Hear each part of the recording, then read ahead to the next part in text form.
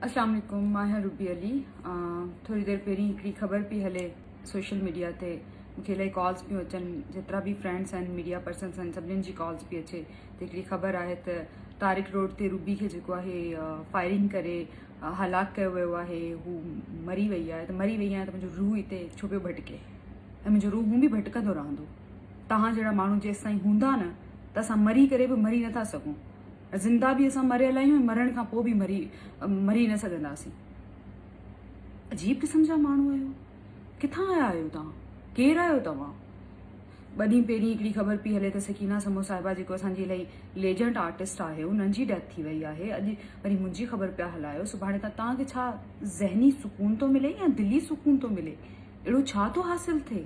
छा पियो अहिड़ो मिले जो तव्हां पब्लिक खे परेशान था कयो, माण्हुनि खे परेशान था कयो, असांजे फैंस खे परेशान था कयो? कूड़ी व्यूवरशिप, कूड़ी वाह खपे तव्हांजे पेज खे, लाइक्स खपनि। सिर्फ़ु लाइक्स जे करे तव्हां कंहिंखे बि मारे सघो था, कंहिंखे बि ॼारे सघो था, कुझु बि करे सघो था। तव्हांखे को चवण वारो न आहे, को कानून न आहे। तव्हां छा था सम्झो त असां कंहिंखे कंप्लेन नथा करे सघूं? जेकॾहिं FIA जे हथे चढ़ी वियो न त अहिड़ी हालत कंदा न अदा त ख़बर बि न पवंदी त तव्हां हेतिरे अरसे ताईं छा पे सोचियो ऐं छा पे कयो। ख़ुदा खे मञो, अलाह खे मञो। जेकॾहिं विढ़णो आहे, जेकॾहिं तव्हांजी मूंसां दुश्मनी आहे त तव्हां फ्रंट ते विढ़ो। कॾहिं मुंहिंजी ID हैक करण जी कोशिशि थी कई वञे, कॾहिं मूंखे थ्रेट्स थियूं ॾिनियूं वञनि, कॾहिं मूंखे कॉल्स था कयो त हीअं कंदासीं, हूं कंदासीं, कॾहिं ख़बरूं था हलायो त गोली हणी छॾी। बाबा गोली हिते खाइण लाइ तयारु आहियां। बाक़ी ड्रामो ऐं माण्हुनि खे परेशान करण जी का ज़रूरत न आहे। विढ़णो आहे, मूं मां जेका तकलीफ़ आहे साम्हूं अची करे मूंखे ॿुधायो ऐं मूंसां विढ़ो। मां रेडी आहियां। मरणो त आहे हिकिड़े ॾींहुं, अॼु या सुभाणे।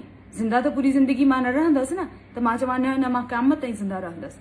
मूंखे मरणो आहे, पर तव्हांखे जेकॾहिं तकलीफ़ आहे ऐं जेकॾहिं तव्हां में एतिरो दम आहे न त मुंहिंजे साम्हूं अची करे विढ़ो। ईअं माण्हुनि खे परेशान न कयो, मुंहिंजे दोस्तनि खे परेशान न कयो। मूंखे सभ खां वधीक तकलीफ़ इन ई ॻाल्हि जी थींदी आहे त माण्हुनि खे परेशानी थी थिए, ऐं तव्हां उहो ई कमु करे मूंखे परेशान था कयो। मूंसां अची करे विढ़ो अदा। बाक़ी ही ड्रामा इहे सोशल मीडिया ते न कयो, कॾहिं कुझु त कॾहिं कुझु। मां सुभाणे FIA वटि वञां थी, कंप्लेन कयां थी। जितां मूंखे ख़बर पई त हीअ ख़बर किथां वायरल थी आहे, किथां हू पोस्ट वायरल थी आहे, त पोइ मां तव्हांखे ॾिसंदसि त मां छा थी कयां। Just wait and watch.